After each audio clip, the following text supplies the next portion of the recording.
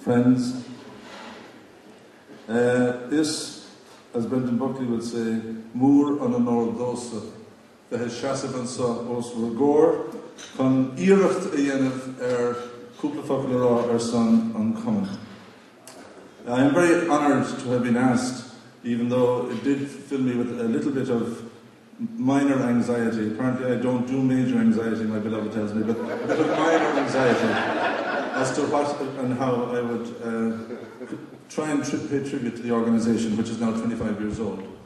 The IMO, as you know, established in 1984, was the child of a very old father and the not so old mother, the IMA and the Medical Union.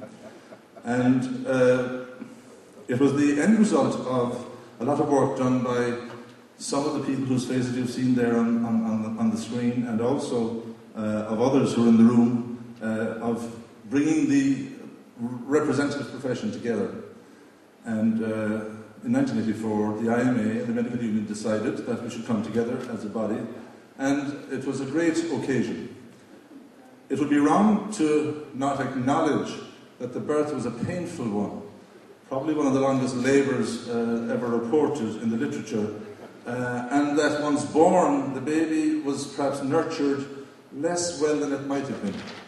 And there was a kind of, when I did paediatrics, there was a syndrome called failure to thrive. There was a little bit of failure to thrive about it. And I suppose that also was inevitable, given the fact that so much effort was put into the amalgamation of the bodies that people thought the work was then done. But I think great tribute goes to everybody who, over the course of the last 25 years, and for many years since the organisation was established, that in fact work has done. And we now have a very robust organisation, ably led by our Chief Executive, George McNeice.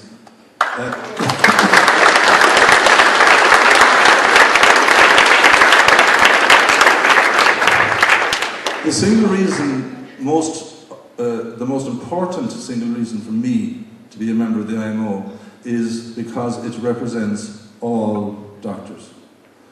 And that in fact was one of the driving forces for getting the two bodies to come together as well, not just junior doctors, not just consultants, not just public health doctors, not just general practitioners, not just academic doctors, but all. And that remains its strength, and we now have the highest membership we ever had, and also, for the record, the highest number of consultant members that we've ever had. And I think that's a great tribute also to all of the colleagues working in the various committees that is the case. You've just seen the list of the presidents over the last 25 years, and as we saw, sadly, we were reminded of the lives of Mick Smith, and what a Trojan he was, and a major contributor to the unification of the organisations. Bob Carroll, Chris and Cormac McNamara. I have the honour of describing myself as the meat in the McNamara sandwich, in that I was the president between both Chris and Cormac. And it is, of course, very sad that they're not with us today, but it's a source of celebration that all the other presidents, most of them are here today, and the Cuno de Gamarishi Gafada Elle Koma.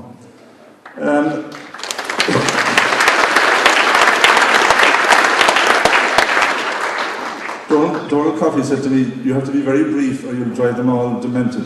So I'll try and honour that. We've had 3 NCHDs as president of the IMO, John being the most recent.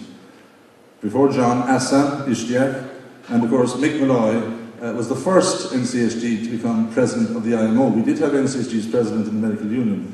So that, I think, again, is something which just wouldn't happen in any other medical representative body. We've had 8 consultant presidents over that time, and we've had 4 public health doctors. The first lady president of the IMO was Kate Ganter, and we also had Paula Gilvary in public health, and of course Christine O'Malley. So there were lots of traditions and taboos broken over those years. In addition to Paul Gilvary, of course, we had what some describe as the terrifying triplets: Fenton Howell, Joe Barry, and Declan Bedford. No cigarettes, no booze, and no sex.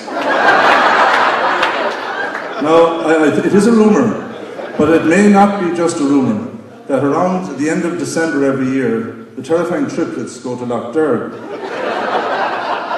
And in going there, that's actually quite unusual, because most of us who go there on a regular basis to our penitential exercise realise that this is an activity that takes place between usually the months of about April, May through to October.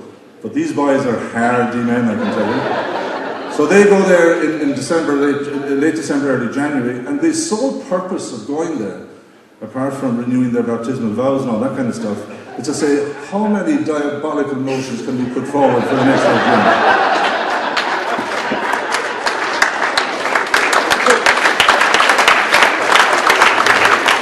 Not, of course, lest I'm offending anybody, not that they're diabolical in content, but their consequences are diabolical. And I'm just a bit worried about what the hell is going to happen at next year's AGM after their 2009 trip to Lough Derg. We've had 9 GP presidents of the IMO, and as I've already said, 3 of them have died.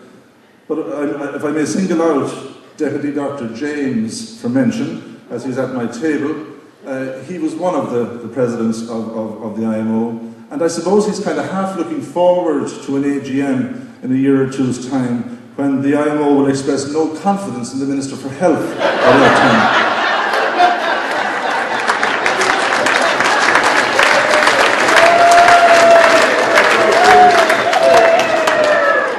James, I suspect he won't be short of a word or two in responding. I've started so I'll finish. I didn't interrupt you. Sean O'Rourke tells me he's actually quite a nice guy, really, but fair dues to James, you got out on a flyer, and it's indeed a unique thing for the organisation that one of our former presidents, an active member of the organisation still, has now to some extent crossed over the threshold a little bit. And we wish you every success in your new endeavours.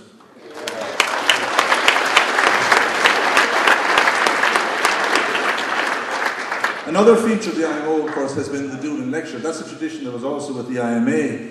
And there have been, surprisingly, 25 Doolan Lectures since the IMO was established.